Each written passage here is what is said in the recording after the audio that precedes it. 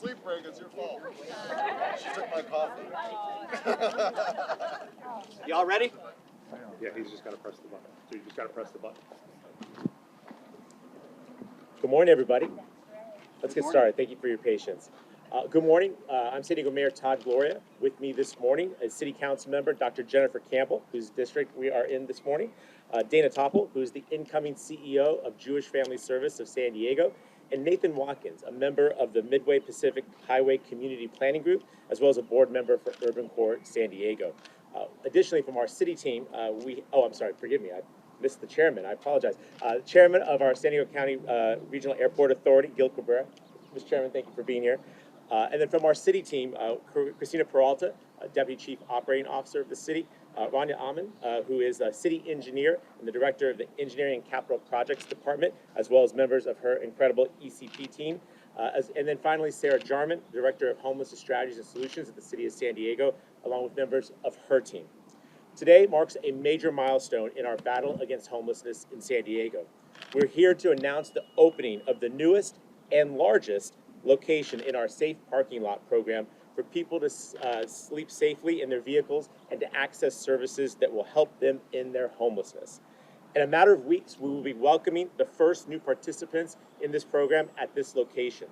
Safe Parking is the city's most successful program in our comprehensive shelter strategy solutions to reduce homelessness. Launched 7 years ago, it has served more than 4,500 people and connected more than 2,000 of them to housing. This program is administered by our incredible Homelessness Strategies and Solutions Department. And since day one, it has been operated by Jewish Family Service, which, in my opinion, is the gold standard when it comes to social service organizations operating here in San Diego or really anywhere in the nation. Now, generally speaking, the folks in these programs have incomes. They have cars, they can pay gas, they are able to maintain that. But what they need, start over again. Generally speaking, the folks in this program have incomes. Most of them have jobs. Some of them go to school. What they need is a little assistance to maintain stable housing, and this is what this program is intended to connect them to. JFS's team has story after story of individuals and families being connected to housing through this program and being so grateful for the help that they receive. Dana, to you and to your team and to everyone at JFS, I thank you so much for participating in these efforts that end homelessness in our community. A round of applause, everybody, for JFS.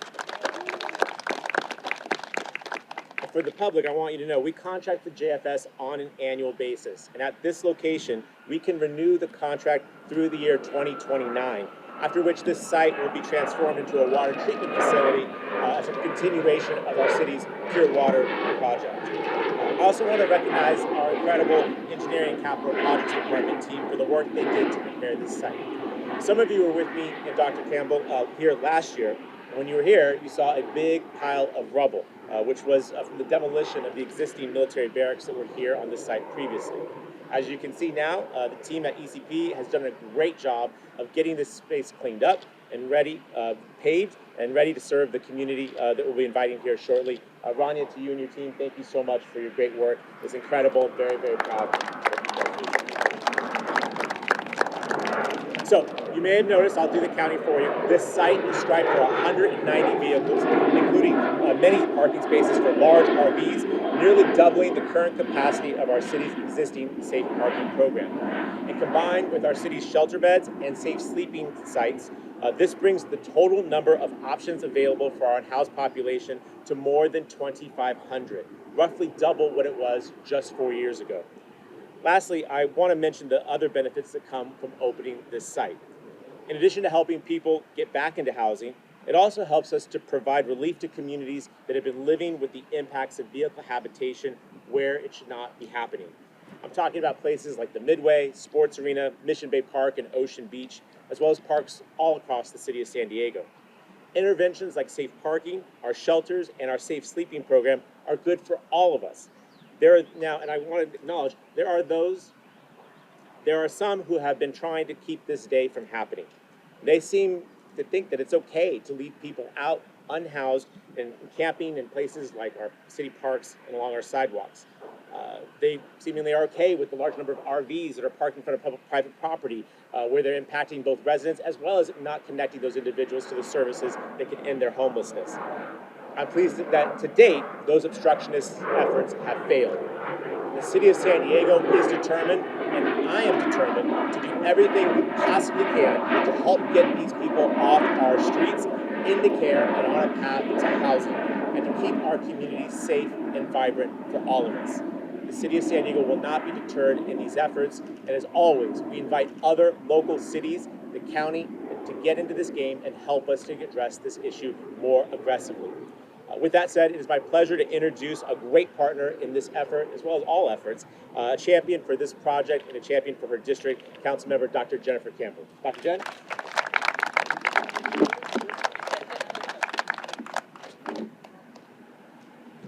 Hello.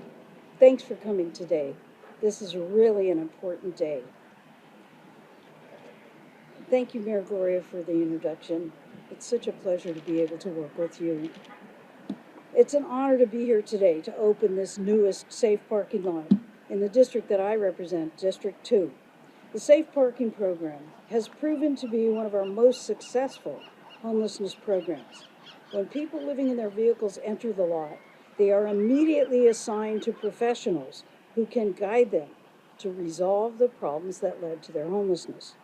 This new site will double the capacity of the city and Jewish Family Services safe parking programs. The legal settlement due to the Bloom case that came about because of lawsuits perpetrated on the city has been a major issue for our citizens because it requires the city to allow people living in vehicles to use public parks for habitation unless the city has more safe parking spaces for them. Our previous ones were always full. And so in District 2, from Robb Field to Mission Bay to beach parking lots, this has been a terrible situation for the use of the parks by the public. And that's why I'm so grateful, one of the reasons I'm so grateful, for this new safe parking lot that will provide people living in their vehicles with a safe place to be at night, with access to resources to get them back into permanent housing. I'm proud that the city has stepped up to help our homeless neighbors.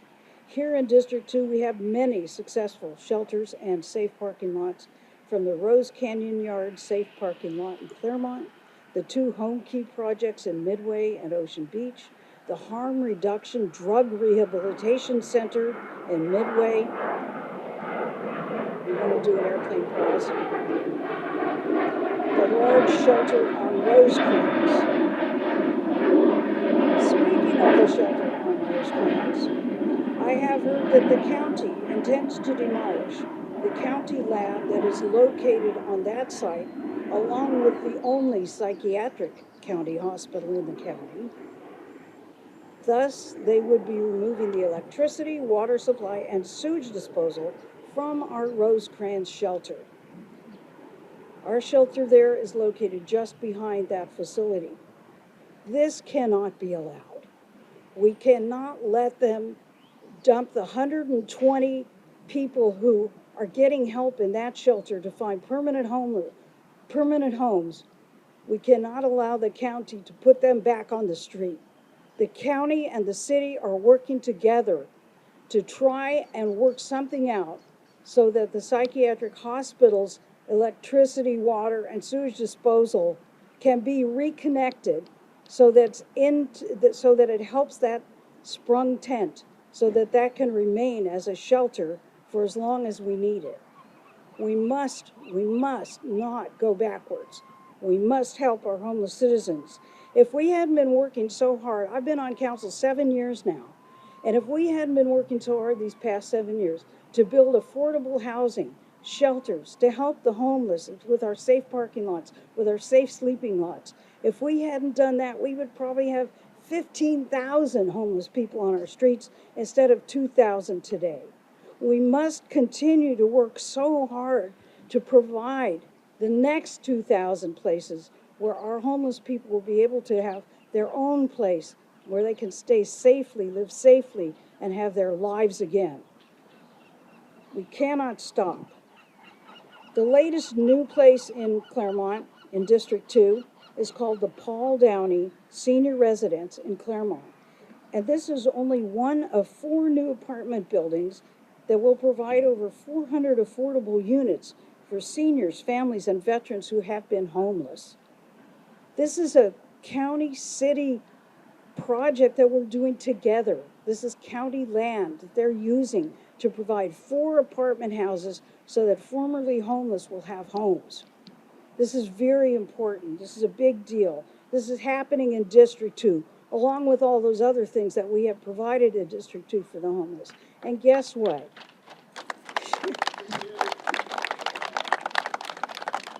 When these solutions are opened, the neighbors find that the homeless people are just like them.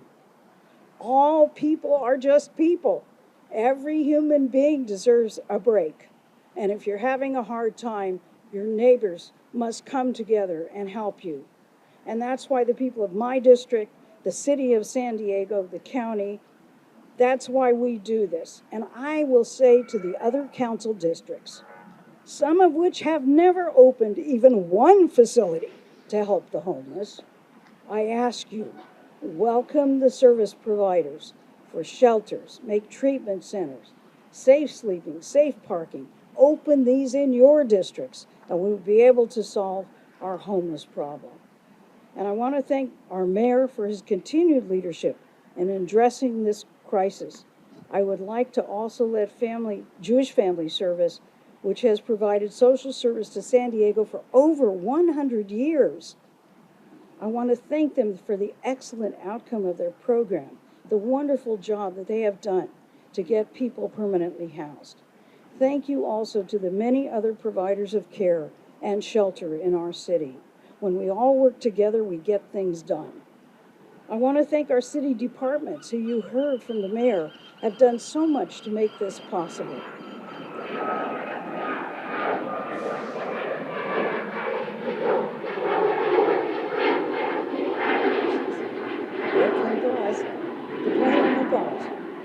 Dana Topol, who serves currently as the Chief Operating Officer for Jewish Family Service, will become the CEO soon, upon the retirement of the current wonderful CEO, Michael Hopkins. Dana has served since 2009 at Jewish Family Service. She headed the departments of Older Adult Services, Clinical Services, and Programs. And she is now the COO, the Chief Operating Officer. It is my honor to ask Dana to come up to the mic and speak to you this morning. Thank you so much.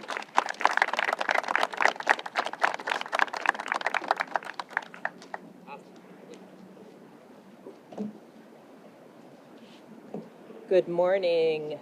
Thank you to Mayor Gloria, Councilmember Campbell, and to all of our city partners for your unwavering support.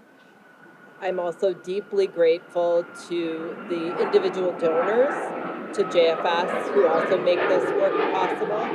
This model of safe parking programs across the county, across the city, is truly a model of public-private partnership, and we certainly need more of that.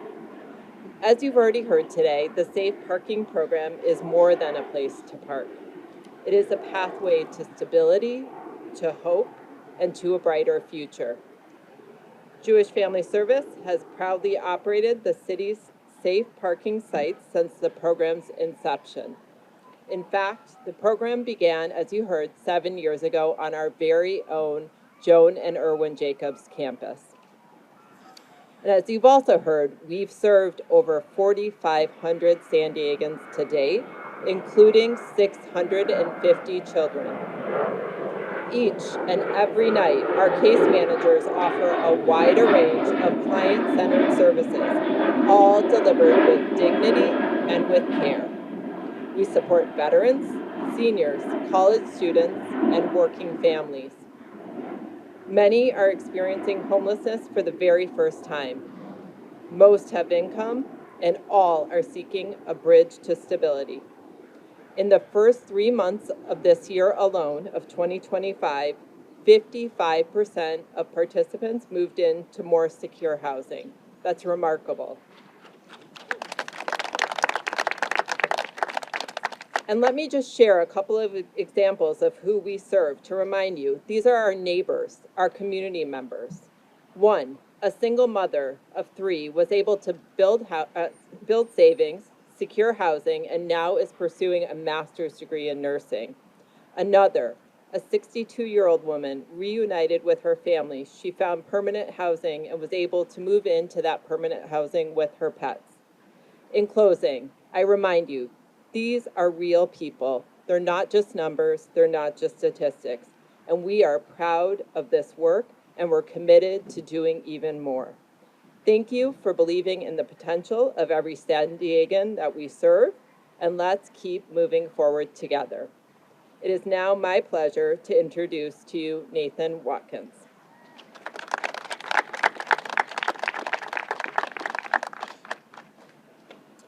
Good morning, everyone. First, I'd like to begin by thanking our mayor and city leaders for all the hard work and compassion that's been put into bringing this into fruition.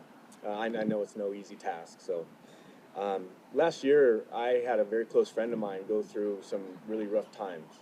He was living out of his car, working 2 jobs, going to school, and just wasn't making enough money to rent a room or have a place of his own. And several times I had him over to my place to crash on my couch and take a shower and eat a good meal. And it really meant the world to him, just to have somewhere clean to wash up, have someone to talk to, and have a safe place to sleep at night. Sleeping and living out of your car really takes a toll on a person mentally. It's tough, it's stressful, and it's not safe. You're really vulnerable out there. And it's also tough on our neighborhoods. As a board member of the Midway Pacific Highway Community Planning Group, I often hear the concerns of residents and business owners who have spoken up about the buildup of discarded belongings and waste that create an unsafe environment. Bringing those in need to a central place equipped with critical social services will protect our neighborhoods and uplift our fellow San Diegans when they need it the most. This site at H Barracks, along with the help from the incredible people at Jewish Family Service, will provide the safety and support that they need, which is why this location makes so much sense. To improve the lives of those around us, I think of 2 things. I think of sense of community and a support system, and it'll all be right here. So thank you, and with that, I'd like to send it back to our Mayor Todd Gloria. Hey, thank you. We'll wrap up here. Everyone's available for one-on-ones. Happy to answer questions from folks. But let me just conclude with appreciation to Nate, who is volunteering in the community but is here today. I appreciate your voice and that personal story. It's exactly who we're trying to address. To Dana Topple, who I wanted to say to your staff who will be out here, who are already out here, but who will be out here en masse soon enough. These are the folks that do this work every single day in, day out, rain, shine, whatever it may be, in the wee hours of the night, and obviously when welcoming people to go out on their day. I just deeply appreciate the work that is done on this site by your staff, and I just hope that you can convey that to all of them. To Dr. Jen, if you're going to be in a foxhole with somebody, you want to be in the hole with her, because we're going to get stuff done together. Dr. Jen, you did a great job of listing the ways that District 2 has been such a leader in this issue, and I deeply appreciate it. It's not always easy to get done elsewhere in the city, but partnering together, we've been able to reduce the number of encampments in our city, and that's really a lot of thanks to your leadership. Let me conclude with saying we will be opening this site in just a couple of weeks. While we've been dealing with the uncertainties of litigation, the city has stayed focused on making sure that this site was prepared to go. So as I mentioned, what was a construction site full of rubble is more or less ready to go. We have some finishing touches to put on the site, some that were just done yesterday, which well done, ECP, good job. I see you're still working on it. When this is complete, what you'll see is security patrols, lighting, the kind of services for eating, for restrooms, for showers, to make sure there's a little more dignity for these folks who are in this position. But most importantly, it's the services. It's the ability to interact on a daily basis with these individuals, to diagnose what the challenges are, and then to find solutions to get them out of their cars and into permanent housing. As you already heard, over 4,500 people served in total, over 2,000 of them placed into better housing situations. This is how we end homelessness, and I'm deeply grateful for everyone. This is a team effort to get this done. As well as client engagement specialist here to support the clients. Okay. So 16 staff total for this place. Concerns at all that this is going to be taken away next year when this flag is in the way, or what are your thoughts on that? I'm very confident in the city's position. The judge's comments the other day, I think, really showed that he understands why this is necessary, why this is an appropriate use, and why this is a legal use of this city-owned land. Currently, it's not being used for anything else. Why wouldn't we put this taxpayer asset to help solve the biggest and most urgent issue in our city right now of homelessness? So there is still some uncertainty here, but we're proceeding. We're going to be caring for people here very shortly, and those people's lives will be improved because we're doing that. And then afterwards, it's 2029 is when it's supposed to be a pure water. Correct. Well, that's our current timeline. I'm pretty sure that we need this to get done. We have a lot of financing. Reminder, Pure Water San Diego is the city's largest infrastructure project in our history. Phase 1 is wrapping up, and San Diegans have seen that construction on Friars Road, on Genesee, on Miramar Road. So that phase will soon be done. Then we convert to phase 2, which is the construction that will be on this site and other locations in the city. So this is time limited. That's one of our commitments to the community, is that this won't be here forever. But with 5 years worth of use, it's definitely a better use than just leaving this space vacant and unutilized. And I know you probably aren't going to tell me, but Yeah. are there any other plans for safe parking lots, safe sleeping sites in other parts of the city at this point? So through the course of my administration, we've been successful in doubling the number of sheltering opportunities in our city, and we've been able to do that by staying nimble and staying flexible. So what we now have is sort of a continuous request for information from property owners who may be willing to help. Largely we've seen success in utilizing city-owned property. So this property, O-Lot and 20th and B, the old Central Library. So you see us utilizing existing city-owned assets. We're increasingly asking for partnership from the private sector. Not all of those pan out, but we are interested, and we get fairly frequent referrals for properties that may be available. The real challenge going forward is funding. As you know, our city is facing a significant budget deficit. There's tremendous uncertainty at the state and federal level, but we'll figure out ways to economize and move forward. I will point out to your viewers that despite our financial situation at the city, this is the third shelter that we're opening in just the last month. We opened our transition age youth shelter in downtown San Diego, a new shelter for women and children also in downtown San Diego. And this site, combined all of those locations, is almost 800 new shelter opportunities across those 3 properties.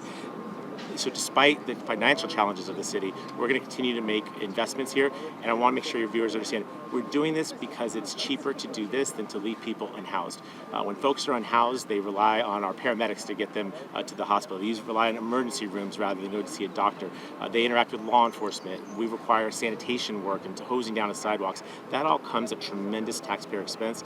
This intervention is more cost effective, and that's why we're going to continue to proceed. This is only open overnight? Correct. So this is intended to be a respite, right? This is be open at the end of the day and then close early in the morning. What we have found from this program, the years that we've been operating it, is generally what you're talking about are the working poor and students. And so those folks typically have somewhere to be during the day. It's at night that they don't, and that's when they end up in camping in places like public parks and elsewhere that are not ideal, and in some cases are not safe. This provides safety, provides security, but most importantly connections to services so we can address the underlying causes of their homelessness and hopefully help them solve it. Absolutely. Yeah. Have a date? Hey. A hard date of opening? You said a couple of weeks. Yeah, Is there a actually, hard date? soon. No, but I want to also set expectations. When we open a new shelter, we do it in a phased approach. So it's not 190 vehicles here overnight. What you would see is sort of a 20, 30 car increment week by week so that we can responsibly grow, create the right atmosphere here, make sure that this property performs successfully. That's a strategy we've used in almost all of our other shelter sites, and it's been very, very successful. How do the people who are homeless, how are they going to find out about this? Oh, well, so first off, in my experience, people know, but we have a coordinated intake and referral process. Obviously, JFS has been a long-time operator in this space, and so they have a lot of proficiency, a lot of relationships, existing contacts. But generally speaking, people make contact with a homeless outreach worker, they call 211, they interact with one of our street outreach individuals, or even sometimes with San Diego Police Department. All those folks will be made aware that this is a resource that's available, and they can make referrals to here. But the word gets out pretty fast, and given the nature of the extreme increase in vehicle habitation in our city, I believe that this will be well utilized. It's not like you could just show up, right? No, we want coordinated intake. The reason for that, as I mentioned, the 3 shelters just in the last month, right? Transition age youth, women and children, and then safe parking. we want to direct people to the shelter intervention that we think will make them most successful. Dr. Jen was mentioning that we have some shelters with higher levels of acuity for drug addiction and mental illness. We want folks who have those situations to go to those places rather than to here. So that coordinated intake is something that we've built up over the last 4 or 5 years. It's successful in making sure not only the right placements, but that we're relatively full. One of my frustrations is that in the midst of this crisis, we should not have any empty spaces anywhere. When I see full utilization, I'm happy about that. It means that we're using your taxpayer dollars efficiently and effectively, and that every opportunity to get off the streets is being utilized. Fun reminder that when something's vacant, we're still paying for it, right? So that coordinated intake and directing of people to where there's vacancies that are most appropriate for them is a very successful strategy. We'll keep doing it. We have time for one more question if you have one. Dr. Jen mentioned something about if there's a percentage of parking spaces available, then the areas in Mission Bay because of that lawsuit. Correct. Right? Do you anticipate that happening anytime soon? Or the law enforcement will be back in force to take care of that issue? So we are always enforcing the law, but it is true that legal settlements does curtail our ability to enforce at least vehicle habitation if there's not a vacant space somewhere that we can refer individuals to. Obviously, doubling the size of our program will make it far more likely that we can make successful referrals for folks that are in need. But we'll continue to enforce on things like public urination, littering, things of that nature. But for vehicle habitation, expanding our portfolio of safe parking lots is very important. This helps do that, and we will absolutely be making sure that to the extent that we can legally, within the confines of that settlement agreement, enforce the law. That message has been sent to the San Diego Police Department and to our neighborhood policing division. Absolutely. Thanks for being here. Thanks. The other city sites, City sites. and then one in Vista and one in Encinitas. For safe parking. For safe For parking. safe parking. Thank you. Mhm. Check.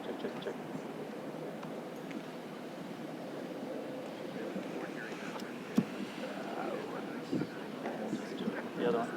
Sorry. One battery, and I know you gotta go. Yeah, no worries. First of all, your name and your title. Sure. Mike Phillips, PHILLIPS. Title is Senior Director of Patient Advocacy and Housing Services.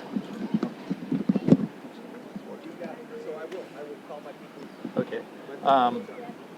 Talk about the greatness of this happening here. Sure. Right now, finally. Sure. So we're excited to be partnering with the city. We're excited to continue to provide the services that we provide. We wish we didn't have to provide services for a population that was as vulnerable as they are in this situation, but we're very happy to be able to provide a service that will not only help get people back into positive outcomes and better housing situations, but more importantly, provide them from losing that vehicle due to impound and ticketing and towing and violence possibly being done. This will keep families who might otherwise lose their vehicle from spiraling down into street homelessness when the situation gets much worse and it gets much harder to solve that problem. Talk about kind of how this is going to be set up, what's going to be available, and how somebody could use this place. Sure. So we are still in the implementation phase. We're going to move as quickly as we can, but as safely as we can. Our goal is to get the site staffed up where we can start accepting individuals as soon as possible. We're going to do an intake for every individual that comes in to get a sense of what their needs are and whether this is the most appropriate site for them. It might be appropriate for them to go to one of our other sites. We also maintain an interest list of oversized vehicles that the other sites did not have the capacity for. So we're very excited to make this available to those individuals. We'll be calling those individuals and offering them the opportunity to come here. We're told that there's up to 110 oversized spaces here that could accommodate these oversized vehicles. And then also we have a phone number that we have had for years that is ongoing. If people are interested in availing themselves of the services of safe parking, they can call that number. We'll call back. We'll get a sense of what that person's needs are and then figure out which lot works best for them. Sometimes we'll move people from one lot to another if it turns out that one lot isn't really working out for them. And what specifically is going to be here? You know, showers, toiletry, spaces, things like that? So for now, when we open up, we've got trailers where we've got the ability for staff to work and to meet with individual clients and do assessments. We will have portable restrooms that will be set up as well. We're going to have security overnight. We've got a guard booth that'll be manned. We're going to have other security that will be walking around. We're going to have a 360-degree video camera that will be able to capture footage of the entire lot 24 hours a day, so we can check in and see if there's any concerns either during the hours of operation or if for some reason during the hours of non-operation, if someone's vehicle is still here and they're struggling, maybe a battery died or something to that effect, then we can come and provide assistance for that individual. Showers and food? So Like that? food will be mostly on a donation base, meaning that we have donors and we have community members that across the history of our safe parking program, they will provide funding for us to provide meals. They will often purchase the meals and come help deliver the meals themselves. Showers is something that we always continue to explore. The site right now is not really set up for water, so that's something that we need to continue to explore for the possibility of showers at some point in the future. And just to be clear for the people out there, you can't just show up on a night. Kind of explain that. Again, you mentioned it a little bit earlier, but just kind of specifically that don't just show up at the gate. Sure, and that does happen from time to time, and we can handle an assessment on a case-by-case basis if we need to in that moment. But ideally, we don't want people to show up on any given night because depending on the other needs of the staffing and how many people might show up, it could overwhelm the situation. The goal is to have people call us, and then we will call them back as quickly as possible, and then usually within 72 hours. And then we will talk to them about the different services we provide, where we have capacity, what type of vehicle do they have, is it a family, do they have pets? We try to have sort of, not theme is maybe not the right word, but each site is better suited to serve certain populations, and so we try to keep people in areas where it best suits their needs. And what do you say to the people around the neighborhood here and alleviate their fears of, I mean, the way they're talking, it's like going to be a mass invasion. It's going to, Right. I'm being facetious, Sure. but. Sure. Yes, ma'am. Thank you. Sure. So this is not the first time we've opened a site. This will be our 7th site that we've opened, and it's human nature to have those thoughts and those concerns. In every single site that we have opened, there has been a little bit of that, sometimes more than a little. And once we get the site open and once we continue to work with our community partners and our neighbors, we'll meet with anybody that wants to meet with them. We'll answer their questions in time, and in a very short amount of time, suddenly those same people are going to be saying what an amazing service this is. It happens every time.